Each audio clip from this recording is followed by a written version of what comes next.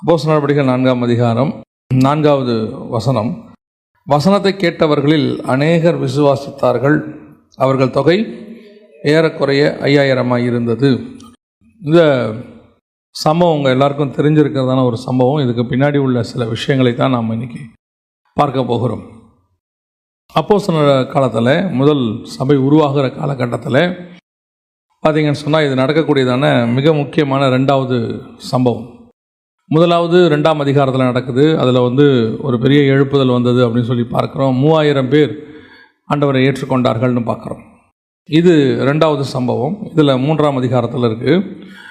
இந்த சம்பவத்தினுடைய விளைவாக ஒரே நாளில் வசனத்தை கேட்டவர்களில் 5000 பேர் தேவனை ஏற்றுக்கொண்டார்கள் அப்படின்னு சொல்லி நம்ம பார்க்குறோம்.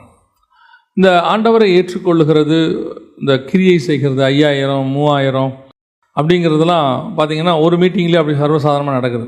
ஆனால் வந்தவர்களில், அங்கே வசனம் சொல்கிறது, வசனத்தை கேட்டவர்களில் அநேகர் விசுவாசித்தார்கள். கேட்டவங்களில் 5000 பேர். அப்போ எவ்வளோ பேர் வந்தாங்கன்னே தெரில. ஏற்றுக்கொண்டவங்களே 5000 பேர் ஏற்றுக்கொண்டிருக்கிறாங்க. இப்படி ஒரு பெரிய எழுப்புதல் அல்லது ஒரு பெரிய அறுவடை, மிகப்பெரியதான ஒரு அறுவடை முதல் சபையின் காலத்தில் நடந்திருக்குது. ஒருவேளை நம்ம சொல்லலாம், அதெல்லாம் அப்போஸ்தலர்களால் செய்ய முடியும் அப்படின்னு நம்ம சொல்கிறோம். அப்போஸ்தலர் காலத்தில் நடைபெற்றிருக்குமானால் நம்முடைய காலத்திலும் அது நடைபெறும். உங்களுக்கு தெரிஞ்சிருக்கும்னு நினைக்கிறேன். பைபிள்லேயே ஆமேன் போடாத புஸ்தகம் புதிய ஏற்பாட்டில் எதுன்னு பார்த்தீங்கன்னு சொன்னால் அப்போஸ்தலர் நடபடிகள் தான். ஏன் ஆமேன் போடாமல் இருக்குது அப்படின்னு அர்த்தம்னா, தொடர்ந்து அப்போஸ்தலர் நடபடிகளுடைய அந்த ஊழியம் நடைபெற்று கொண்டே இருக்கிறது. இன்னை வரைக்கும் நடந்துகிட்டே இருக்குது. அது இன்னும் நடக்கும். ஆண்டவர் வர்ற வரைக்கும் அந்த ஊழியங்கள் நடக்கும். அதனால தான் அதில் பார்த்தீங்கன்னு சொன்னால் அவங்க ஆமென் அப்படிங்கிறதான ஒரு விஷயத்தை போடாமல் வச்சுருக்கிறாங்க. முடிவு இல்லை. அப்போஸ்தலர் நடபடிகள் புஸ்தகத்துக்கு இன்னும் என்ன செய்யலை, முடிவு கிடையாது. அப்படியே நடந்துக்கிட்டே இருக்கும். ஆண்டவர் வர்ற வரைக்கும் இது நடக்கும். இப்போ வரைக்கும் நடந்துக்கிட்டே இருக்குது. ஆனால் அன்னைக்கு நடந்த கிரியை இன்றைக்கி ஏன் நடக்கலை, இன்றைக்கி ஏன் அப்படி ஒரு பெரிய காரியம் நடக்க மாட்டேங்குது அப்படிங்கிறதான் ரொம்ப முக்கியமாக நம்ம கவனிக்க வேண்டிய விஷயம். ஜனங்க வராங்க, 5000 பேர் வராங்க. 5000 பேர் ரட்சிக்கப்படுறாங்களான்றதான் கேள்வி. ஒரு மீட்டிங்கு 10,000 பேர் வராங்க, பார்க்குறோம். நம்ம பல இடங்களில் பார்க்குறோம் 10,000 பேர் வந்தாங்க. ஆனால் எத்தனை பேர் ரட்சிக்கப்பட்டாங்கங்கிறது தான் கேள்வி. எத்தனை பேர் ஆண்டவரை ஏற்றுக்கொண்டாங்க. அரசியல்வாதி கூட்டங்களுக்கு கூட வராங்க. 10,000 பேர் 50,000 பேர் 1,00,000 பேர் வந்தாங்கன்னு சொல்கிறாங்க. அதனால் வந்துட்டு அப்படியே திரும்பி போகிறாங்க. அதே மாதிரி தான் நம்ம கூட்டங்களுக்கும் வராங்க. பொதுவாக நாம் என்ன விரும்புகிறோம் அப்படின்னா, சபைக்கு கூட ஜனங்கள் வந்தவர்கள் வந்த வண்ணமாய் திரும்பக்கூடாது. அப்படின்னா சர்ச் ஃபெயில்னு அர்த்தம். சர்ச்சுக்குள்ளே வந்துட்டு போகிறோம்னா ஒவ்வொரு வாரமும் ஏதோ ஒரு மாற்றம் இருக்கணும், அல்லது ஏதாவது ஒன்று நம்ம கற்றுக்கிட்டு போகணும், அல்லது நான் வந்தது இன்றைக்கி எனக்கு பிரயோஜனமாக இருந்துச்சுன்னு சொல்கிற அளவுக்கு சபை நடக்கணும். அந்த இடத்துல ஏதாவது ஒரு கிரியை இருக்கணும். அதுதான் நம்ம சபைக்கு வர்றதுக்கு நோக்கம். நீங்கள் பிள்ளைய ஸ்கூலுக்கு அனுப்புனா ஏதோ ஒன்று கற்றுக்கிட்டு வரணும். ஒன்றுமே இல்லை, ஒன்றுமே சொல்லித்தரல இன்றைக்கி அப்படின்னு சொன்னால் நீங்கள் கேட்பீங்க, ஒன்றுமே வேறு சொல்லித்தரல அப்படின்னு கேட்பீங்க.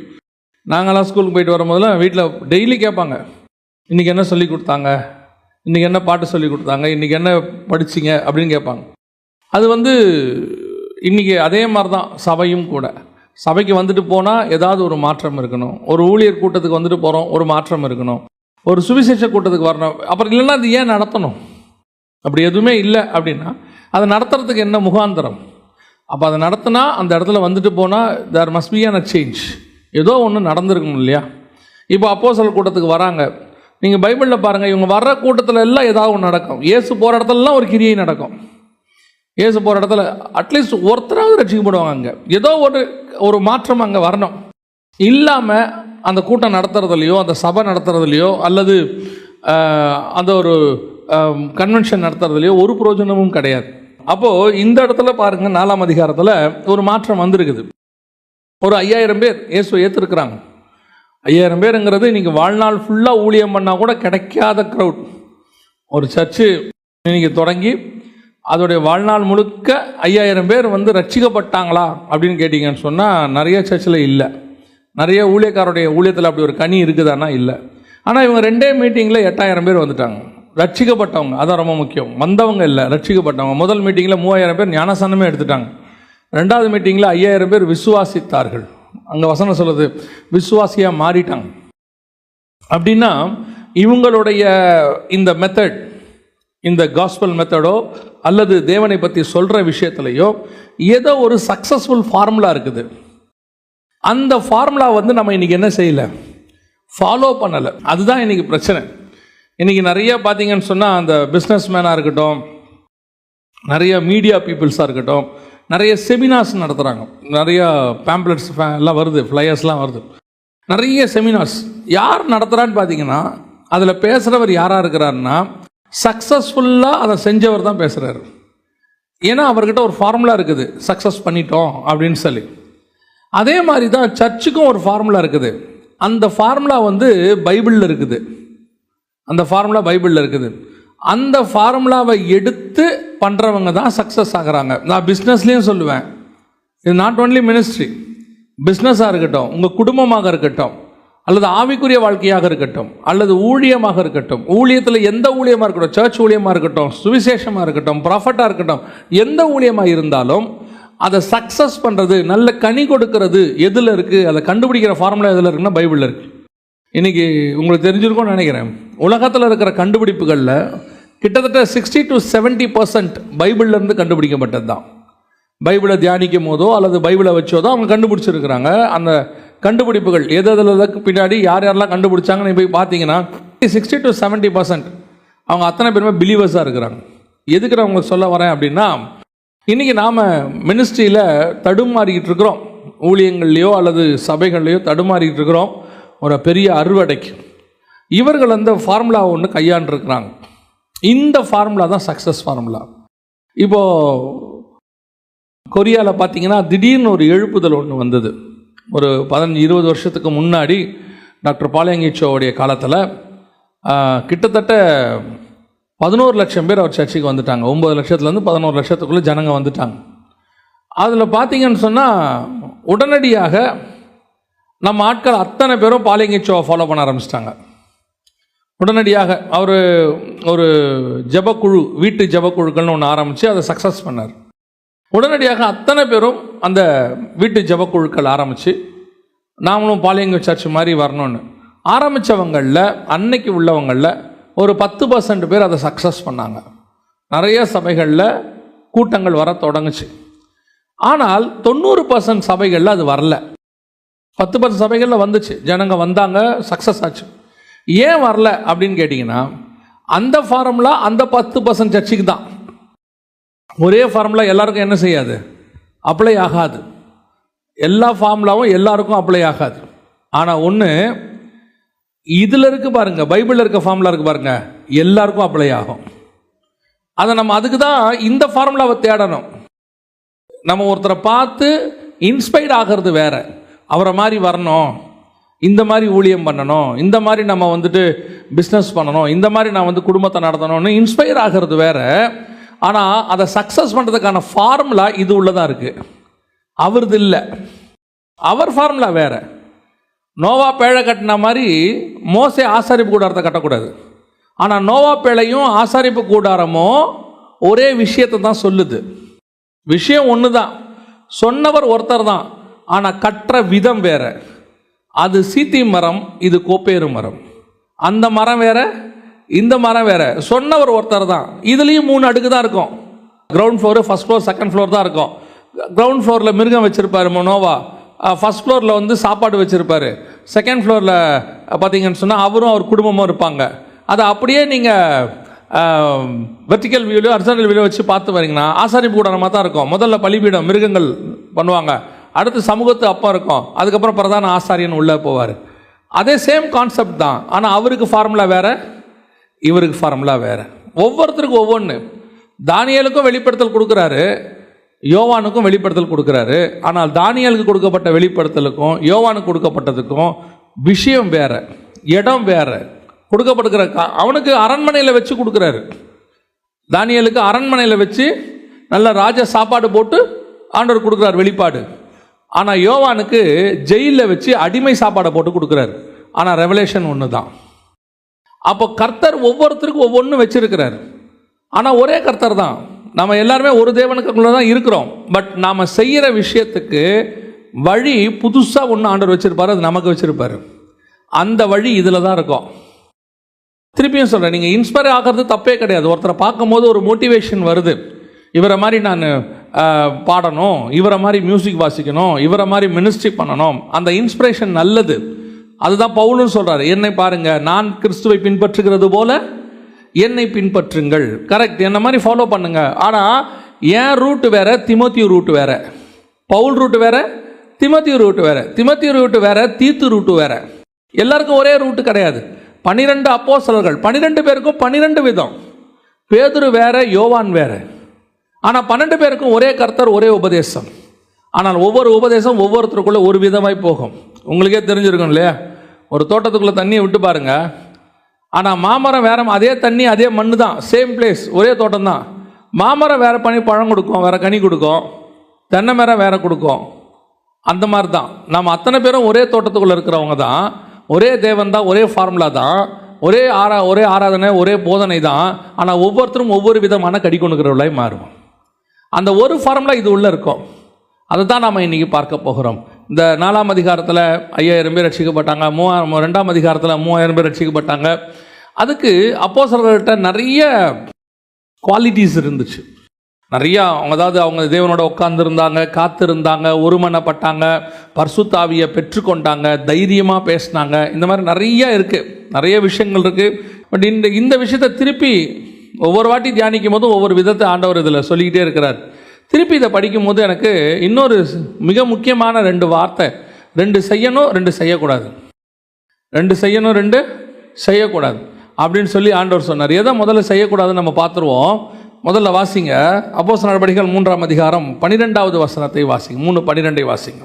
நாங்கள் எங்கள் சுய சக்தியினாலாவது எங்கள் சுய பக்தியினாலாவது இவனை நடக்க பண்ணினோம் என்று நீங்கள் எங்களை நோக்கி பார்க்கிறது என்ன? முதலாவது அப்போஸ்தலர்கள்ட்ட ரொம்ப கிளியராக ஒன்று, அவங்க ரொம்ப தெளிவாக ஒரு விஷயத்தை வச்சுருந்தாங்க. என்ன தெரியுமா? அவர்கள் பெரிய அற்புதம் ஒன்று செஞ்சிட்டாங்க, ஒரு பெரிய அற்புதம். அந்த அற்புதம் எப்பேற்பட்ட அற்புதம்னு கேட்டிங்கன்னா, எருசலேமையே கலங்க பண்ணிருச்சு. தாயின் வயிற்றிலிருந்து நடக்க முடியாத ஒருத்தனை நடக்க வச்சுட்டாங்க. உற்று பார்த்து, என்னை உற்று பாருங்கிறார் பேதுரு. அவன் பார்க்குறான், நடக்க தொடங்குறாரு. அந்த முடவர், நடக்க முடியாதவர் ஏஞ்சி நடக்க தொடங்கிடுறார். இப்போது இந்த இவ்வளோ பெரிய அற்புதம் நடந்து ஜனங்கள் எல்லாம் ஓடி வராங்க. அந்த வசனம் சொல்லுது 11வது வசனத்தில், சாலமோன் மண்டபம் எண்ணப்பட்ட மண்டபத்திலே அவர்களிடத்திற்கு ஓடி வந்தாங்க. ஜனங்க ஓடி வரான், நடந்து கூட வரல, திருச்சி ஓடி வரான். பா, எப்பேற்பட்ட ஒரு மிராக்கிள் பா. இந்த மிராக்கிள் நடந்து, நல்லா கவனிங்க, இன்னும் 5000 பேர் ரட்சிக்கப்படலை, இன்னும் 5000 பேர் ரட்சிக்கவே படலை. ஜனங்க ஓடித்தான் வராங்க. மிராக்கிள் எப்படியுமே கேட்டிங்கன்னா ஒரு மேக்னெட் மாதிரி, கர்த்தர்கிட்ட இழுக்கிறதுக்கு மிராக்கிள் ஒரு மேக்னெட். அதனால தான் நம்ம எப்போவுமே ஊழியர்கள் கூட்டங்களில் சொல்லுவோம், சபைகளிலே அற்புதங்கள் நடக்கணும். அற்புதம் ரொம்ப முக்கியம். அற்புதங்களினாலும் அடையாளங்களினாலும் வசனத்தை உறுதிப்படுத்தினார். அந்த அற்புதம் தான் இனிஷியேட் எடுக்கிறது, அப்படி ஓடி வர வைக்கிறது. அப்போது முந்தியெல்லாம் பார்த்தீங்கன்னு சொன்னால், இந்த டீசல் இன்ஜினை ஸ்டார்ட் பண்ணுறதுக்கு ஹீட்டர்னு ஒன்று போடுவாங்க. இப்போலாம் அப்படி இல்லை, இன்ஜின் மாறிடுச்சு, சும்மா அப்படி தட்டினோடனே ஸ்டார்ட் ஆகுது. அப்போல்லாம் ஹீட்டர்னு ஒன்று போட்டு பிடிச்சிக்கிட்டே இருப்பாங்க, ஒரு 1 மினிட்டுக்கு 2 மினிட் 2 நிமிஷம் பிடிச்சிக்கிட்டே இருப்பாங்க. அந்த ஹீட் ஆனால் தான் இன்ஜின் என்ன செய்யும்? ஆமாம், ஸ்டார்ட் ஆகும். அப்புறம் ஸ்டார்ட் ஆயிடுச்சுன்னா சொல்லுவாங்க, வண்டி ஸ்டார்ட் ஆயிடுச்சுன்னா நிற்காம ஓடுங்க அப்படிம்பாங்க. ஆனால் அவ்வளோ நிற்காம ஓடுற வண்டியை கூட ஸ்டார்ட் பண்ணுறதுக்கு என்ன தேவைப்படுது? ஒரு இனிஷியல் புல்லு ஒன்று தேவைப்படுது, பார்த்தீங்களா? அந்த மாதிரி தான் மிராக்கிள். இந்த மிராக்கிள் எப்பவுமே என்ன செய்யும்னா, இமிடியேட்டாக ஒரு ரிசல்ட் கொடுக்கும், இமிடியேட்டாக ஒரு ஜனங்களை திரும்பி பார்க்க வைக்கும். ஆனால் அந்த மிராக்கிள் மட்டுமே போதுமானதல்ல. இன்னைக்கு அற்புதம் தான் பெரிதாக பார்க்கப்படுகிறது. நீங்களும் ஊழியக்காரர்கிட்ட அற்புதத்தை தான் பெருசாக எதிர்பார்க்குறீங்க. அற்புதம் அவசியம், இப்பவும் இல்லைன்னு சொல்லலை, அற்புதம் அவசியம். ஆனால் அற்புதம் ரட்சிப்பல்ல. Miracle is not an salvation. Miracle சால்வேஷனுக்கான ஒரு வழி. அந்த வழியாக வர்றவங்க ஓடி வருவாங்க. இப்போ 5000 பேர் ரட்சிக்கப்படுறாங்களே, இன்றைக்கும் அற்புதம் நடக்குது. அற்புதம் நடக்காமலாம் இல்லை, இன்றைக்கும் அற்புதம் நடக்குது. அப்போது மிராக்கிள்ஸ் நடக்குது, ஆனால் 5000 பேர் ரட்சிக்கப்பட்டானாங்கிறதான் கேள்வி. அற்புதம் நடக்குது, 5000 பேர் ரட்சிக்கப்பட்டானா? அந்த 5000 பேர் எப்படி ரட்சிக்கப்படுகிறான், எப்படி ஆண்டவருக்குள்ள ரட்சிப்பு வருது அப்படின்னு பார்த்தீங்கன்னா, இந்த அற்புதத்தை வந்த உடனே ஜனங்க ஆஸ் யூஷுவல் ஜனங்களுடைய பார்வை யார் மேலே போகுதுன்னு சொன்னால் அப்போஸ்தலன் மேலே போகுது, நேராக அவங்க மேலே போகுது. இப்போ அவங்கள நோக்கி ஜனங்க ஓடி வந்து இவங்களை எப்படி பார்க்க தொடங்குறாங்கன்னு கேட்டிங்கன்னா, பிரமித்து பார்க்க தொடங்குறாங்க. வசனம் சொல்லுது, ஜனங்கள் பிரமித்து அப்படின்ற ஒரு வார்த்தை யூஸ் பண்ணுறாரு பாருங்க. குணமாக்கப்பட்ட சப்பானி பேதுருவையும் யோவானையும் பற்றி கொண்டிருக்கையில் ஜனங்கள் எல்லாரும் பிரமித்து, 11வது வசனம் சொல்லுது பிரமித்து. 10வது வசனத்தில் பாருங்க, அவனுக்கு சம்பவித்ததை குறித்து மிகவும் ஆச்சரியப்பட்டு பிரமித்தார்கள். பிரமிப்புனா அப்படியே ஸ்டன் ஆயிட்டான். அவன் தாயின் வயிற்றிலிருந்து ஒரு நடக்க முடியாதவனா இருந்தவன், நம்ம கூடவே இருந்தவன், இத்தனை வருஷம் 20 வருஷம் 30 வருஷம் அங்கே உட்கார்ந்து இருந்தவன் அப்படி எழுந்திருச்சு நடக்கிறானே, இப்படி ஒரு சம்பவம் நடந்ததே இல்லையே அப்படின்னு ஸ்டன் ஆகி போய் இப்போ பேதுருவையும் யோவானையும் எப்படி பார்க்குறாங்க, அப்படியே ஜனங்க பிரமித்து பார்க்குறாங்க. யார் இவங்க, பேர்பட்ட மிராக்கல் செய்கிறாங்களே. அந்த ஸ்பாட்டில் அவன் சொன்ன ஒரு வார்த்தை தான், எங்களுடைய சுயசக்தியினால் இது நடக்கவில்லை. இதுதான் இன்னைக்கு நம்ம கிட்ட இருக்கிற மிஸ் ஆகிற முதலாவது விஷயம். சுயசக்தியினால் நடக்கல. இதுக்கு காரணம் நாங்கள் அல்ல, எங்களுடைய சக்திலாம் ஒண்ணுமே கிடையாது. we don't have any power. இன்னைக்கு கிறிஸ்தவத்தில் இருக்கிற மிகப்பெரிய டிராபேக் விசுவாசிகிட்டையும் இருக்கு, ஊழியக்காரங்கிட்டும் இருக்கு. என்னன்னு கேட்டீங்கன்னா, அற்புதத்தை செய்கிறவர் ஒருவர் இருக்கிறார், ஆனால் மகிமை மனுஷனுக்கு நேராக போகிறது. இன்னைக்கு அந்த மகிமையை மனுஷர்கள் எடுத்துக்கொள்கிறார்கள். நீங்களும் அந்த மகிமையை மனுஷருக்கு தான் கொடுக்கிறீர்கள், கனத்தை மனுஷனுக்கு தான் கொடுக்குறீங்க. அது யூஷுவல். ஜனங்க அப்படித்தான் வருவாங்க, பிரமித்து பார்ப்பாங்க.